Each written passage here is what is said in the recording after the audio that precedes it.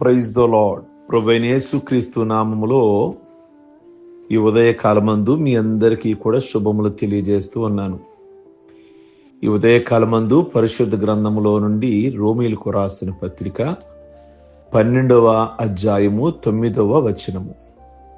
చెడ్డదాన్ని అసహించుకొని మంచి దానిని హత్తుకొని ఉండుడి.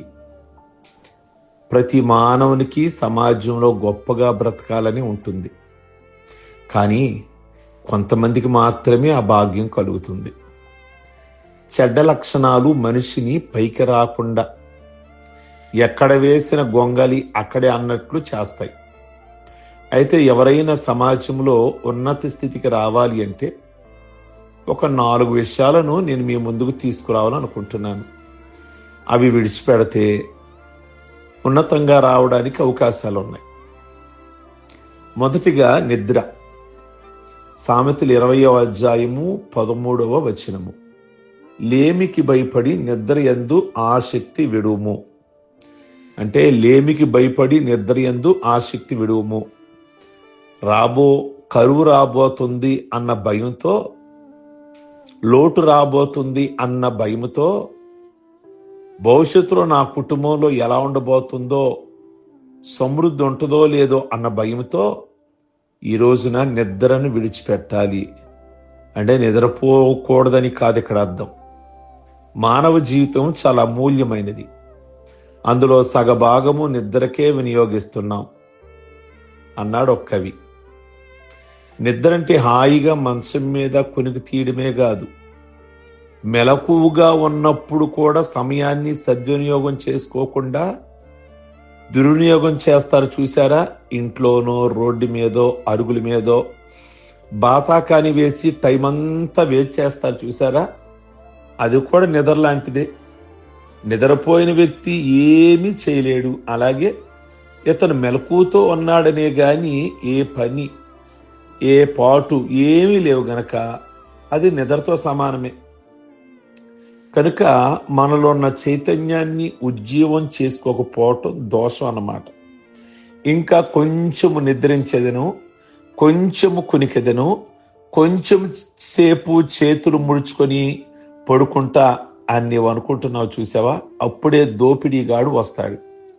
దారిద్ర్యము నీ యొద్దకు వస్తుంది అని సామెతలు 6:10 ఉంది.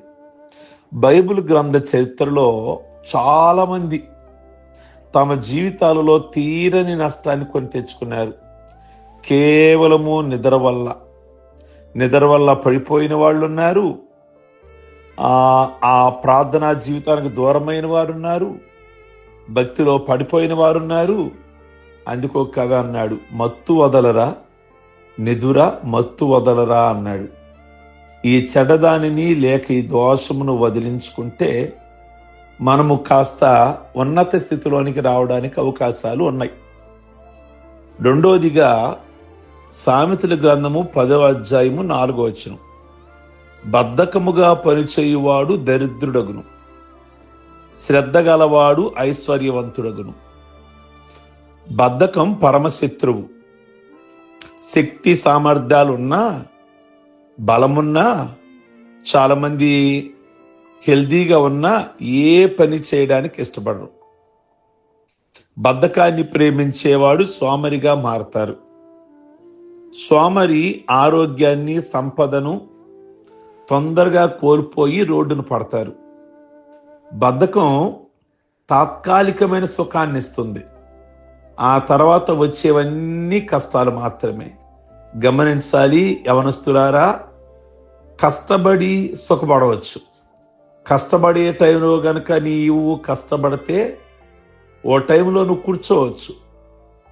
కష్టపడే టైంలో గనక కూర్చొని స్నేహితులని, సరదాలని, సంతోషాలని, టైంపాస్ అని, ఎంటర్టైన్మెంట్ అని, ఇప్పుడు కాకపోతే ఇంకెప్పుడు సంతోషించేది అని అనుకున్నారా? ఎవరైనా సరే ఒక రోజున కష్టపడవలసిన పరిస్థితి వస్తుంది. ఈ రోజు నీవు గనక కష్టపడవలసిన టైంలో గనక కష్టపడితే, ఆలోచించవలసిన విధంగా ఆలోచిస్తే, ఎక్కడ సమయాన్ని గనక వృధా చేయకుండా నీ ఒక టార్గెట్ కనుక పెట్టుకున్నట్లయితే ఓ టైం వస్తుంది, నువ్వు సుఖవంతంగా గడిపే రోజులు వస్తాయి. కనుక గమనించాలి. ఈరోజు ఏదో బద్ధకము, సోమర్తనము తాత్కాలికమైన ఆనందాన్ని, సంతోషాన్ని నీకు కలగజేస్తాయి. కనుకే పనిని నమ్ముకునేవాడికి భుక్తికి ఏ లోటు ఉండదు.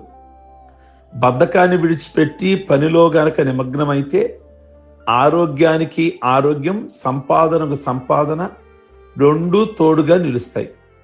లేకపోతే నీ చేతుల బద్ధకం చేత నీ ఇల్లు కొరియును అని ప్రసంగి 10వ అధ్యాయము 18వ వచనం ఉంది.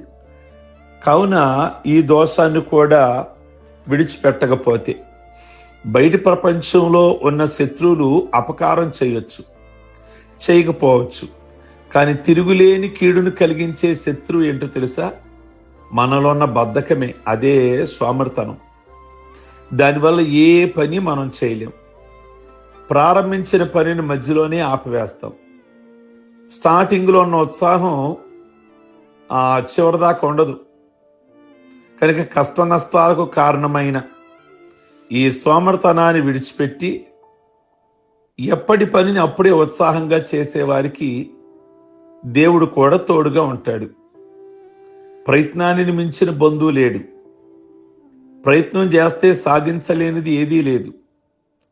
సోమరులైన వారు నిద్ర, తిండి, పనికిరాని మాటలతో కాలక్షేపం చేస్తూ జీవితాన్ని వ్యర్థంగా గడిపేస్తారు. ఈరోజు చాలా మంది మొన్నటిదాకా సినిమాలని, సరదాలని, షికారులని చాలా టైం వృధా చేశారు. ఈరోజు చాలా మంది యవనస్తులు చదువుకోవాల్సిన టైంలో చదువుకోక, కష్టపడవలసిన టైంలో కష్టపడక ఫోనుల దగ్గర విపరీతమైన టయాన్ని గడిపేస్తున్నారు. నేను జ్ఞాపకం చేస్తున్నా, ఫోన్ వాడొద్దని నేను చెప్పటల్లా, అవసరానికి వాడండి. ఏదైనా జీవితంలో ఎంటర్టైన్మెంట్, ఏదైనా తెలుసుకోవడానికి ఓ 10 నిమిషాలు లేదా రోజు మొత్తంలో పావు గంట. ఇక అదే జీవితం అని అనుకున్నావా? ఇక జీవితాంతం చూసుకొని ఆ కూర్చొని ఫోన్ చూసుకోవడమే సరిపోద్ది. లాస్ట్కి ఆ ఫోను పాడైపోతే కొనుక్కునే ధనం కూడా ఉండదు. ఒకవేళ ఫోన్లో ఛార్జింగ్ చేసుకోవడానికి డబ్బులు కూడా ఉండవు. కనుక నేను జ్ఞాపకం చేస్తున్నా, కష్టపడవలసిన టైంలో కష్టపడండి. ప్రియా దేవుని బిడలారా, ఏమన్నారు అంటే, ఏది తనంత తానై నీ దరికి రాదు, శోధించి సాధించాలి, అదే దీర్ఘనం అన్నాడు శ్రీశ్రీ గారు. సోమర్ని చీమల యొద్దకు వెళ్ళి నేర్చుకోమన్నాడు మహాజ్ఞాని సొలొమోను. పని చేయని వాడు భోజనం చేయడానికి అనర్హుడు అన్నాడు భక్తుడైనటువంటి పౌలు. దెస్సలోనికి పత్రిక 2వ దెస్సలోనికి పత్రిక 3వ అధ్యాయము 10వ వచనములు. కనుక బద్ధకము, అదే సోమరితనము, నిద్ర, ఇవన్నీ కూడా ఏం చేయాలి అంటే విడిచిపెట్టాలి. కనుక నువ్వు గోల్ పెట్టుకోవాలి, అది చేరాలి, గమ్యం చేరాలి, గురి వద్దకే చేరాలి అన్నది మాత్రం నీకు కావాలి. కనుక యవనస్తులారా, ఈ మార్నింగ్ ఎవరైనా ఈ మాటలు వింటూ ఉన్నట్లయితే మీరు బద్ధకమును, సోమరితనమును, అతిగా ఎక్కువగా నిద్రపోవడం అనేది విడిచిపెట్టి మీ టార్గెట్ ఏంటి అనేది ఒక్కసారి జ్ఞాపకం చేసుకోండి. ఈరోజు మీరు కష్టపడారా? రేపు వచ్చే నీ భార్య కానీ, నీ పిల్లలు కానీ, లేక నువ్వు కానీ ఒక టైంలో చాలా ప్రశాంతంగా ఉండగలుగుతారు. ఈరోజు నువ్వు బద్ధకంగా, సోమరితనంగా ఉన్నావా? ఒక రోజున నీ పిల్లలు కానీ లేక నీవు కానీ చాలా వేదనకరమైన పరిస్థితి అని బైబుల్లో చాలా సందర్భాలలో, సామెతల గ్రంథంలో మనం చూస్తున్నాము. 3వది భయము. భయపడకము, నేను నీకు తోడై ఉన్నాను అని యెషయా గ్రంథము 43వ అధ్యాయము 5వ వచనం. ఈ దినాల్లో మనుషులు ప్రతి చిన్న విషయానికి అతిగా భయపడుతున్నారు. చాలా మందికి ప్రార్థనకు వచ్చినా కానీ ఎంత భయం అంటే, ప్రయాణం చేస్తూ ముందుకు వెళ్ళేటప్పుడు నల్ల పిల్లి ఎదురొస్తే భయం, ఎవరైనా తుమ్మితే భయం, ప్రయాణానికి వెళ్లే ముందు సమాధి పెట్టు ఎదురొస్తే భయం. అడుగడుగున మనిషి మరణ భయము పట్టి పీడిస్తూ ఉంది. బైబిల్ గ్రంథంలో 365 సార్లు భయపడకొడి అని ఉందని ఆ బైబిల్ పండితులు చెప్తూ ఉంటారు. మన అభివృద్ధిని నిరోధించి మనకి పిరికి మందు నూరిపోసి మనల్ని పైకి రాకుండా చేసేదే ఈ భయం. ప్రభువుని నమ్మిన మనము దేనికి భయపడవలసిన పని లేదు. ఆయన నా కుడి పార్శ్వం ముందు ఉన్నాడు గనక నేను కదల్చబడను అన్నాడు దావీదు. కావున ఈ భయమును మీరు విడిచిపెట్టాలి ఈ ఉదయకాలమందు. కనుక నీకంటే ముందుగా పోవాడు నీ దేవుడైన యెహోవాయే అని మీరు గమనించండి. నీ భారము నా మీద మోపము అన్నాడు ప్రభు. దావీదు అన్నాడు, నా కలిగిన భయములన్నిట్లో నుండి ఆయన నన్ను విడిపించను. ఆయన విడిపించిన దేవుడు నిన్ను విడిపించడా? ఆయన ఏ దేవుణ్ణి ఆరాధిస్తున్నాడో ఈ మార్నింగ్ నీవు కూడా ఆ దేవుణ్ణే ఆరాధిస్తున్నావు కదా. 4వది కోపము మానుము, ఆగ్రహము విడిచిపెట్టుము. కీర్తన 37:8. సహనము చేదు అన్నారు, ఫలితము తీపి అన్నారు పెద్దోళ్ళు. సహనము ఒక అమూల్యమైన సుగుణం. కోపం వల్ల బుద్ధి మందగిస్తుంది. యథార్థతని చూడగలిగిన శక్తిని కోల్పోతాం. దీనివల్ల వినాశనం తప్పదు అనేది వాస్తవం. తన కోపమే తన శత్రువు, తన శాంతమే తనకు రక్ష అన్నాడు సుమతి శతకారుడు. ఆగ్రహం కలిగినప్పుడు, ఆవేశం రగిలినప్పుడు నిగ్రహంతో స్వీయ నియంత్రణ చేసుకోగలిగిన వారు సత్ఫలితాలను పొందుతారు. నరుని కోపము దేవుని నీతిని నెరవేర్చదు. కోపించుటకు నిదానించాలి. అంటే అసలు జీవితంలో పుట్టిన కాని చనిపోయే వారు కోపం రాదా అంటే కోపం రానివాడు అసలు ఆ మనిషే కాదు. కోపం వస్తుంది అంటే నేనేమంటానంటే కొంతమంది ఎప్పుడు కోపంలోనే బతుకుతారు. ఎప్పుడో వాళ్ళ జీవితంలో ఒక్కసారి 2 సార్లు శాంతి అనేది కనబడుద్ది. కనుక ఇక జీవితాంతం ప్రతి దానికి కోపం. యేసయ్య దయా, కరుణ, ప్రేమ కలిగిన వాడు. కొన్ని సందర్భాలలో ఆయన కోపావేశుడై జరిగింది. సందర్భాన్ని బట్టి ఆయన కోపం వచ్చింది, అక్కడితో అది అయిపోయింది. కనుక ఆ కోపం వల్ల ఎవరు ప్రాణాలు తీయలేదు ఆయన. ఎవరికి నష్టాలు చేయలేదు ఆయన. కనుక సహజంగా కోపం రాకూడదు అని నేను ఇక్కడ అసలు పుట్టిన కానీ చనిపోయేవారు కోపం ఉండదు అని చెప్పలేదు. కొంతమందిని చూస్తే ఇక 365 రోజులు లేదా 24/7 ఎప్పుడూ కూడా కోపంతోనే ఉంటారు ముఖంలో. కనుక చిరునవ్వు అనేది ఇక అసలు వారికి ఉండదు. అలా కాదు. కోపం అనేది ఏ వ్యక్తికైనా ఎప్పుడన్నా సమయం, సందర్భాన్ని బట్టి వస్తూ ఉంటది. కానీ అదే జీవితం కాదు అని జ్ఞాపకం చేస్తున్నా. అది కూడా నష్టాన్ని కలిగిస్తుంది 5 నిమిషాలైనా గాని. యాకోబు కుమారులు షిమ్యోను, లేవి అనేవారు ఆగ్రహంతో ఊగిపోయారు. ఊరి మీద పడి దొరికిన వారిని దొరికినట్లుగా చంపారు. వారి కోపం వచ్చి మనుషులను చంపారు. వారి కోపం వేంద్రమైనది, వారి ఉగ్రత కఠినమైనది. ఈ కుమారులు యాకోబుకి ఎంత కష్టం కలిగించారో. అసహనం, ఆగ్రహం, ఆవేశం అన్ని అనర్థాలకు మూలకారమైంది. కనుక కోపాన్ని కూడా విడిచిపెట్టాలి.